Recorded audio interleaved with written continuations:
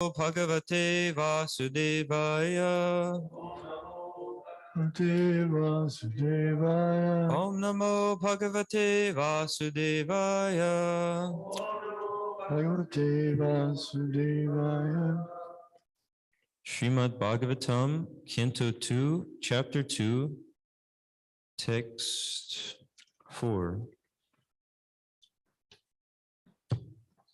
Satyam Shito Kim Kashipo Prayasir Baho Svasidhe Hi Upabarhanai Kim Sati Anjalo Kim Purudana Patria Dig Valkalado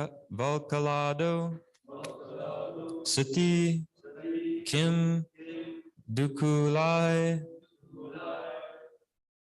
Satyam Shito Kim Kashipo Prayaser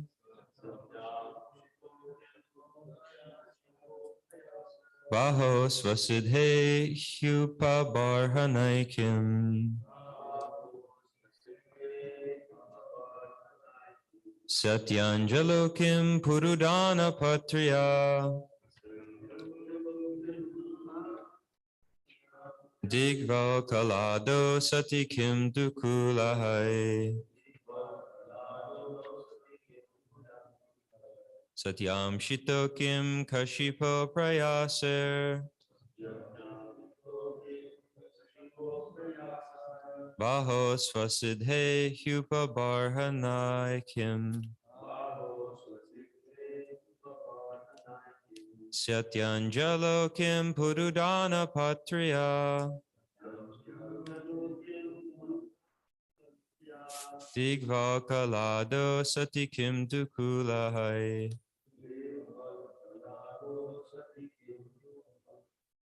Satyam Shito Kim Kashipo Prayaser Baho Svasidhe Hupa Barhanai Kim Satyanjalo Kim Purudana Patria Digval Kalado Sati Kim Dukulahai Satyam Shito Kim Kashipo Prayasai Satyam Shito Kim Kashipo Prayaser Baho Svasidhe Hupabadanai Kim Baho Svasidhe Hupa Barhanai Kim Satyanjalo Kim Purudhana Patria Satyanjalo Kim Purudana Patria Digva Kalado Sati Kim Dukulai Digval Kalado Sati Kim Dukulahai Satyam Shito Kim Kashipo Prayasar Satyam Shito Kim Kashipo Prayaser Baho Swadit Hehi Upabanai Kim Baho Svasidhe Hupa Barhanai Kim Satyanjalo Kim Purudana Patria Satyanjalo Kim Purudana Patria Digva Kalado Sati Kim Dukalai Digva Kalado Sati Kim Dukulai Satyam Kshito Shaukim Kashipo Prayasar Satyam Shito Kim Kashipo Prayasar Bahau Swasidhe Hupa Barhanai Kim Baho Svasidhe Hupa Barhanai Kim Satyanjalau Kim Burudhana Patra Satyanjalo Kim Purudana Patria Digval Kalado Sati Kim Dukulai Digva Kalado Sati Kim Dukulahai Satyam Sito Kim Kaspo Prayasar Satyam Sito Kim Pratyo Sir Bahu Swaside Hupabarhanai Kim Hanaikim. Satyanjalokim Parudana Patrai. Jalokim Purudana Patriya. Dekval Kalado Satikim Dukulai. Digval Kalado Satikim Dukulai. Satyam Kshito Kim Kashipo Prayasa. Sidokim Kashipo Prayaser. Baho Swasidhe Hipapahanaikim. Baho Sasudhe Hupaparhanaikim. Satyamjalo Kim Purudhanam Patriya. Satyanjalo Kim Purudana Patriya. Tigval Kalado Satikim Dukulahi. Digval Kalado Satikim Dukulai. Satyam Sato Kim Kasipo Prayasair Satyam Shito Kim Kashipo Prayaser. Baho Swatihe He Upabar Hanai Kim Baho Swasidhe Hupabarhanaikim. Sati Anja Lao Kim Purudana Patriya Satyanjalo Kim Purudana Patriya. Digval Kaladao Sati Kim Dukalai Digval Kalado Satikim Dukulai. Satyam Shito Kim Kashipo Prayasar Satyam Shito Kim Kashipo Prayaser. Paho Swaside Hupa Barhanai Kim Baho Swasidhe Hupabarhanaikim.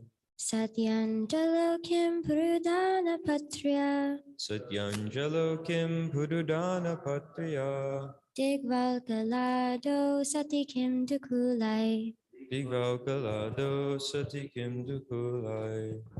Satyam Shito Kim Kashipo Prayasar. Satyam Shito Kim Kashipo Prayaser. Baho Swasidhe Hupabarhanaikim. Baho Swasidhe Hupabarhanaikim. Satyanjalo Kim Purudana Patrai. Satyanjalo Kim Purudana Patriya. Digval Kalado Satikim Dukulai. Digval Kalado Satikim Dukulai. Satyam, being in possession. Shito, earthly flats. Kim, where is the necessity? Kashipo, of beds and cots. Prayasai, endeavoring for. Baho, the arms. Swasidhe, being self-sufficient. He, certainly. Upabarhanai, bed and bedstead. Kim, what is the use? Sati, being present. Anjalo, the palms of the hands. Kim, what is the use? Puruda, varieties of. Anna, eatables. Patraya, by the utensils. Dik, open space. Bakalaado, skins of trees.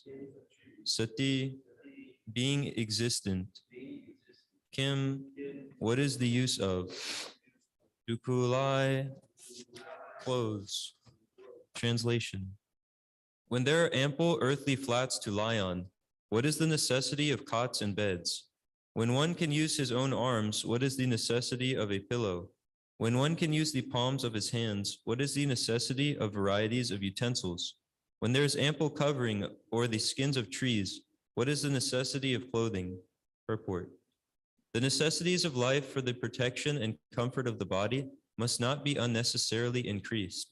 Human energy is spoiled in vain. Human energy is spoiled in a vain search after such illusory happiness. If one is able to lie down on the floor, then why should one endeavor to get a good bedstead or soft cushion to lie on?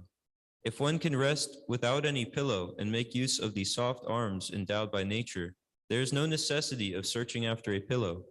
If we make a study of the general life of the animals, we can see that they have no intelligence for building big houses, furniture, and other household paraphernalia. And yet they maintain a healthy life by lying down on the open land. They do not know how to cook or prepare foodstuff, yet they still live healthy lives more easily than the human being. This does not mean that human civilization should revert to animal life, or that the human being should live naked in the jungles without any culture, education, and sense of morality. An intelligent human cannot live the life of an animal. Rather, man should try to utilize his intelligence in arts and science, poetry, and philosophy. In such a way, he can further the progressive march of human civilization. But here, the idea given by Srila Shukadev Goswami is that the reserve energy of human life, which is far superior to that of animals, should simply be utilized for self-realization. Advancement of human civilization must be towards the goal of establishing our lost relationship with God, which is not possible in any form of life other than the human. One must realize the nullity of the material phenomenon, considering it a passing phantasmagoria, and must endeavor to make a solution to the miseries of life. Self-complacence with a polished type of animal civilization geared to sense gratification is delusion, and such a civilization, quote unquote, is not worthy of the name. In pursuit of such false activities, a human being is in the clutches of Maya or illusion. Great sages and saints in the days of yore were not living in palatial buildings furnished with good furniture and so-called amenities of life. They used to live in huts and groves and sit on the flat ground, and yet they have left immense treasures of high knowledge with all perfection.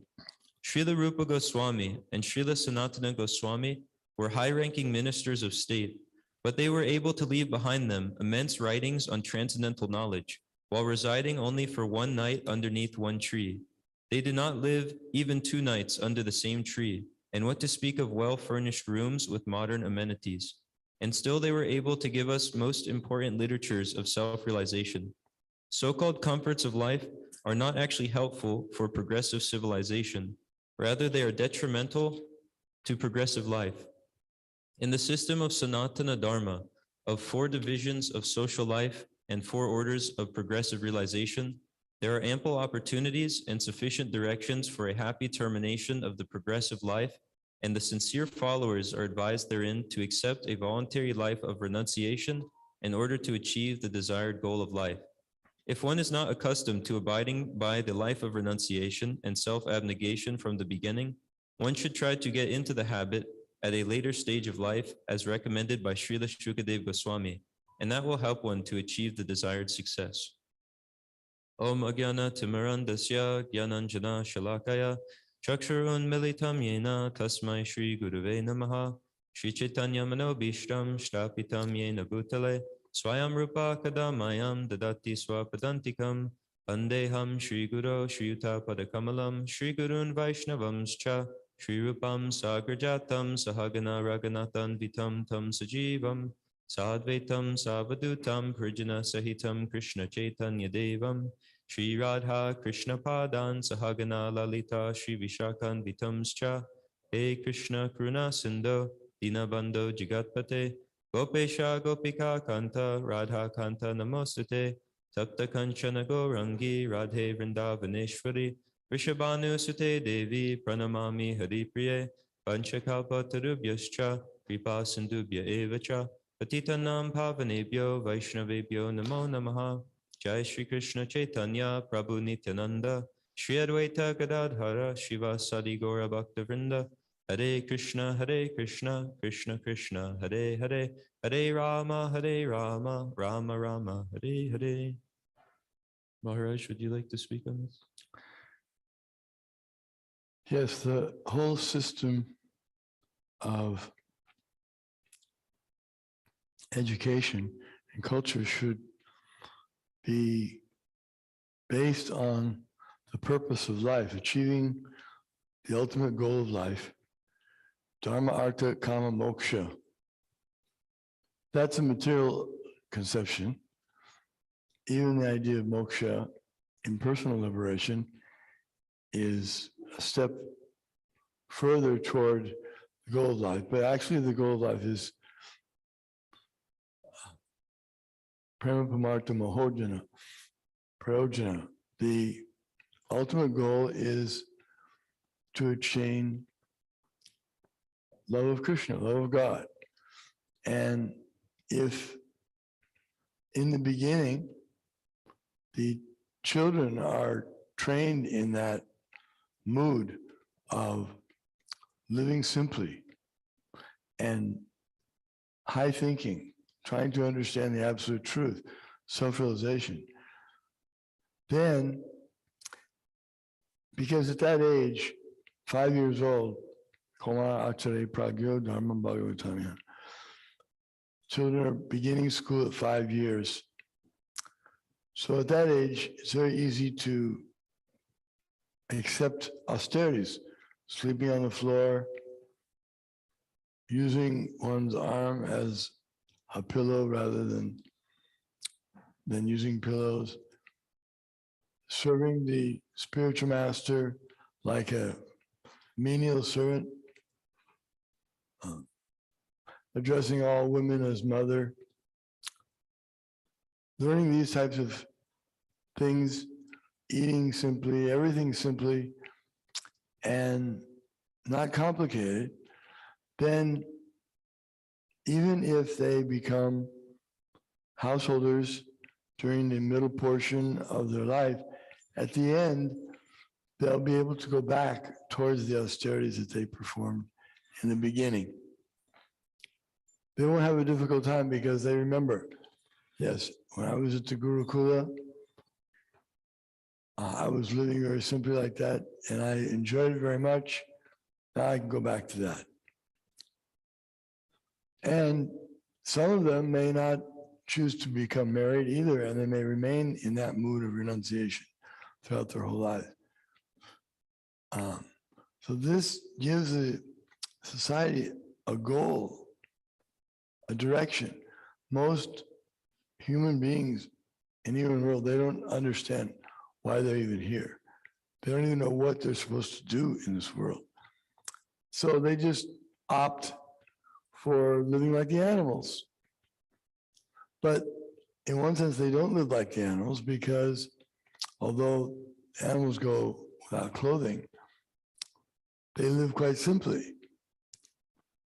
But we make big arrangements, humans, to have all the comforts, and we also like to follow the animals without clothes. So this is worse than animal life because we have the good intelligence to understand God, but if we don't use it, what a waste.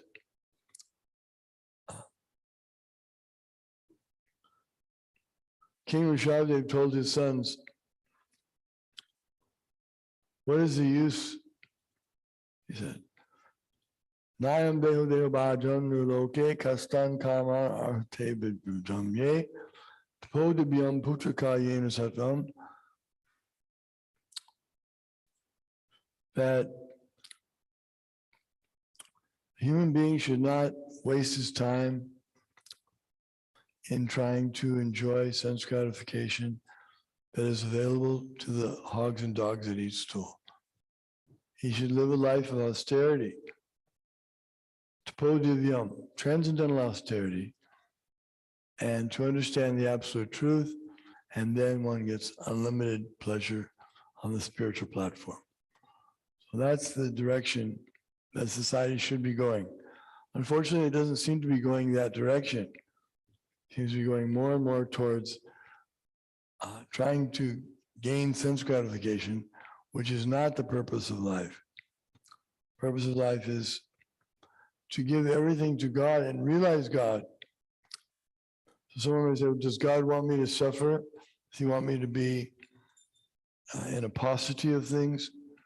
No, he provides everything as stated here. Above all, yeah, that's coming up in the next verse, but I'll just read the end of it. It says, why Are the caves of the mountains now closed, or above all, does the Almighty Lord not protect fully surrendered souls? So the Almighty Lord does protect the fully surrendered souls, and those who are taking up this mission of spreading Krishna consciousness, they should not use any of the wealth that comes through their hands for sense gratification, but should make sure it's all used for the propagation of Krishna consciousness.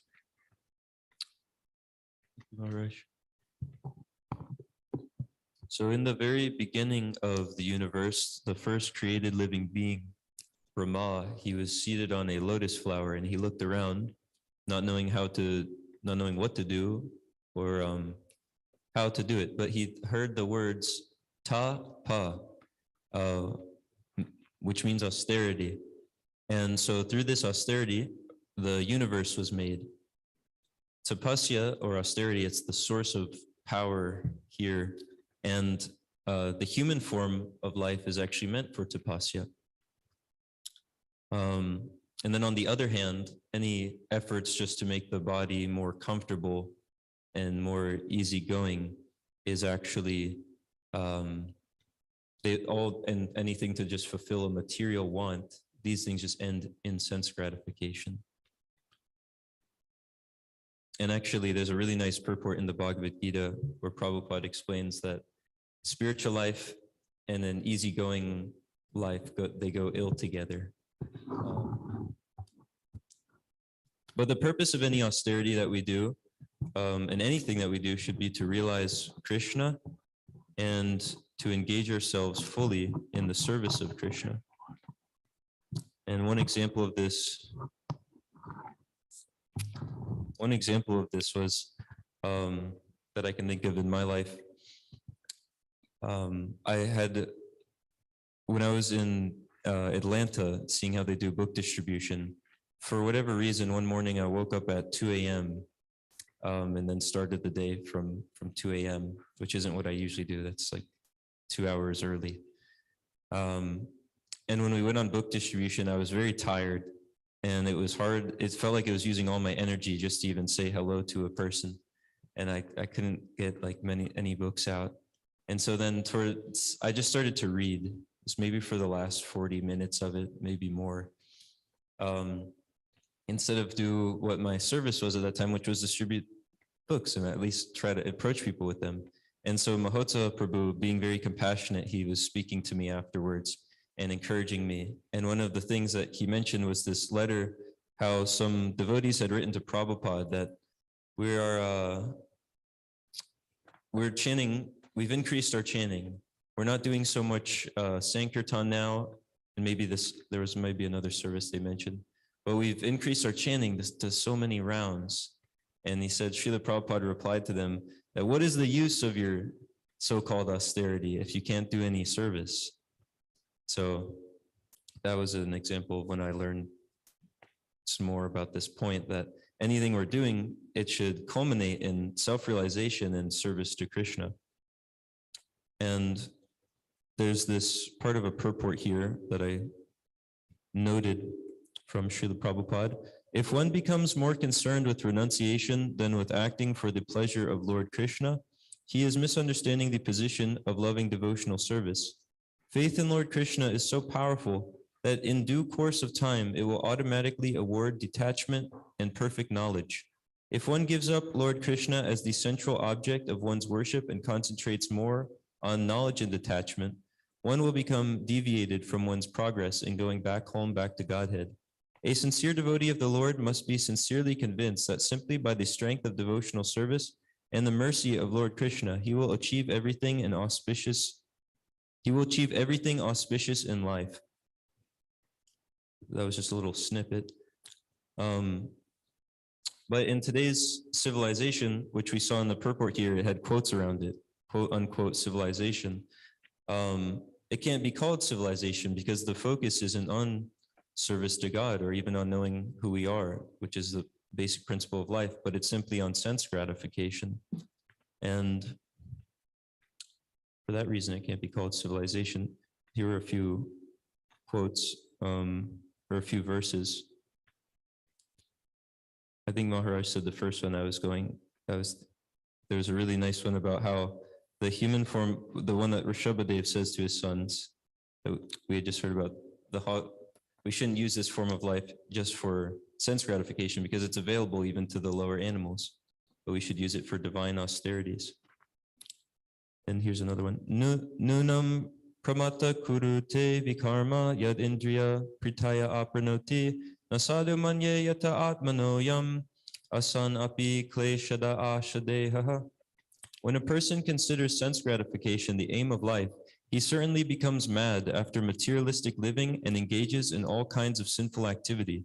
He does not know that due to his past misdeeds, he has already received a body which, although temporary, is the cause of his misery. Actually, the living entity should not have taken on a material body, but he has been awarded the material body for sense gratification. Therefore, I think it not befitting an intelligent man to involve himself again in the activities of sense gratification, by which he perpetually gets material bodies one after another. And one other verse. Pumsa striya maituni bhavametam tayor mito hridaya grantim ahu ato griha shetra sutapta viter janasya moho yam aham mameti. The attraction between male and female is the basic principle of material existence. On the basis of this misconception, which ties together the hearts of the male and female, one becomes attracted to his body, home, property, children, relatives, and wealth. In this way, one increases life's illusions and thinks in terms of I and mine.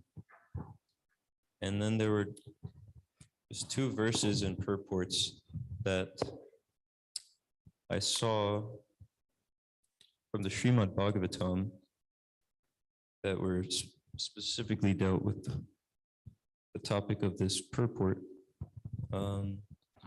This is from Srimad Bhagavatam 11:20, 27 to 29, where Krishna is instructing Uddhava that the devotee should continue in devotional service without being depressed in his inability to immediately overcome sense desires. So here's the translation. Having awakened faith in the narrations of my glories, being disgusted with all material activities, knowing that all sense gratification leads to misery, but still being unable to renounce all sense enjoyment, my devotee should remain happy and worship me with great faith and conviction, even though he is sometimes engaged in sense enjoyment. My devotee knows that all sense gratification leads to a miserable result, and he sincerely repents such activities. Purport. The beginning stage of pure devotional service is described here by the Lord. A sincere devotee has practically seen that all material activities lead only to sense gratification, and all sense gratification leads only to misery. Thus, a devotee's sincere desire is to engage 24 hours a day in the loving service of Lord Krishna without any personal motivation. The devotee sincerely desires to be established in his constitutional position as the Lord's eternal servitor, and he prays to the Lord to elevate him to this exalted position. The word anishvara indicates that because of one's past sinful activities and bad habits, one may not immediately be able to completely extinguish the enjoying spirit. The Lord here encourages such a devotee not to be overly depressed or morose, but to remain enthusiastic and to go on with his loving service. The word nirvina indicates that a sincere devotee, although somewhat entangled in the remnants of sense gratification, is completely disgusted with material life and under no circumstances willingly commits sinful activities. In fact, he avoids every kind of materialistic activity. The word kaman basically refers to sex attraction and its byproducts in the form of children, home, and so forth. Within the material world, the sex impulse is so strong that even a sincere candidate in the loving service of the Lord may sometimes be disturbed by sex attraction or by lingering sentiments for wife and children. A pure devotee certainly feels spiritual affection for all living entities, including the so-called wife and children, but he knows that material bodily attraction leads to no good, for it simply entangles one and one's so-called relatives in a miserable chain reaction of fruitive activities. The word dridha nishchaya, steadfast conviction, indicates that in any circumstance, a devotee is completely determined to go on with his prescribed duties for Krishna. Thus he thinks, quote, by my previous shameful life, my heart is polluted with so many illusory attachments. Personally, I have no power to stop them. Only Lord Krishna within my heart can remove such inauspicious contamination. But whether the Lord removes such attachments immediately or lets me go on being afflicted by them, I will never give up my devotional service to him. Even if the Lord places millions of obstacles in my path, and even if because of my offenses I go to hell, I will never for a moment stop serving Lord Krishna. I am not interested in mental speculation and fruitive activities, even if Lord Brahma personally comes before me offering such engagements. I will not be even slightly interested. Although I am attached to material things, I can see very clearly that they lead to no good, because they simply give me trouble and disturb my devotional service to the Lord. Therefore, I sincerely repent the foolish attachments to so many material things, and I am patiently awaiting Lord Krishna's mercy. End quote. The word prita indicates that a devotee feels exactly like the son or subject of the Supreme Personality of Godhead, and is very attached to his relationship with the Lord. Therefore, although sincerely lamenting occasional lapses into sense enjoyment, he never gives up his enthusiasm to serve Lord Krishna. If a devotee becomes too morose or discouraged in devotional service, he may drift into an impersonal consciousness or give up his devotional service to the Lord. Therefore, the Lord here advises that although one should sincerely repent, he should not become chronically depressed. One should understand that because of his past sins, he must occasionally suffer disturbances from the material mind and senses, but one should not therefore become a devotee of detachment, as the speculative philosophers do. Although one may desire detachment to purify one's devotional service to the Lord, if one becomes more concerned with renunciation than with acting for the pleasure of Lord Krishna, he is misunderstanding the position of loving devotional service. Faith in Lord Krishna is so powerful that in due course of time it will automatically award detachment and perfect knowledge. If one gives up Lord Krishna as the central object of one's worship and concentrates more on knowledge and detachment, one will become deviated from one's progress in going back home, back to Godhead. A sincere devotee of the Lord must be sincerely convinced that simply by the strength of devotional service and the mercy of Lord Krishna, he will achieve everything auspicious in life. One must believe that Lord Krishna is all merciful and that he is the only real goal of one's life. Such determined faith combined with a sincere desire to give up sense enjoyment will carry one past the obstacles of this world. The words Jata Shraddha Matkata Su are most significant here. By faithful hearing of the mercy and glories of the Lord, one will gradually be freed from all material desire and clearly see at every moment the utter frustration of sense gratification. Chanting the glories of the Lord with firm faith and conviction is a tremendously powerful spiritual process that enables one to give up all material association. There's actually nothing inauspicious in the devotional service of the Lord. Occasional difficulties experienced by a devotee are due to his previous material activities. On the other hand, the endeavor for sense gratification is completely inauspicious. Thus, sense gratification and devotional service are directly opposed to each other. In all circumstances, one should therefore remain the Lord's sincere servant, always believing in his mercy. Then one will certainly go back home, back to Godhead. Are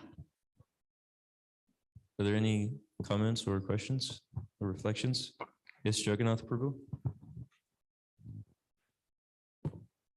If it's okay, I'd like to ask a question. Yeah. Actually, two questions, if that's all right. So my first question is, you said that especially divine austerity makes us powerful. And I was just wondering why that is. Like, does it make us more humble, or are there certain factors in it that that gives us strength? And my second question is, what page did that Srimad Bhagavatam verse start on in the Brahmachari handbook? That verse was from Srimad Bhagavatam 11.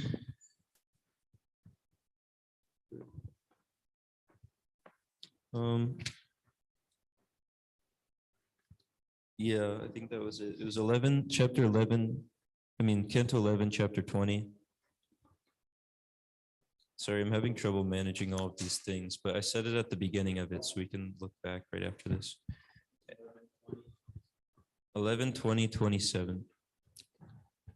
And then the part about tapasya, there's a nice quote about tapasya from Srila Prabhupada in here also. Prabhupada was saying, if we purify our existence by tapasya, we can also do wonderful things by the grace of the Lord. Indeed, nothing is possible without tapasya. The more we engage in austerity, the more we become powerful by the grace of the Lord. So divine austerity means devotional service. So voluntarily accepting some sort of discomfort or difficulty to achieve a higher end, but divine austerity meaning specifically to please Krishna. So like some of the austerities that Maharaj had mentioned and the things that we're doing every day, chanting 16 rounds, attentively following the 4 regulative principles, all of these things. Are there any other comments or questions, reflections?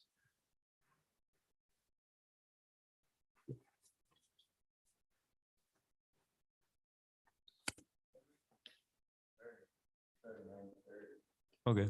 Srimad Bhagavatam ki jai. Srila Prabhupada ki jai.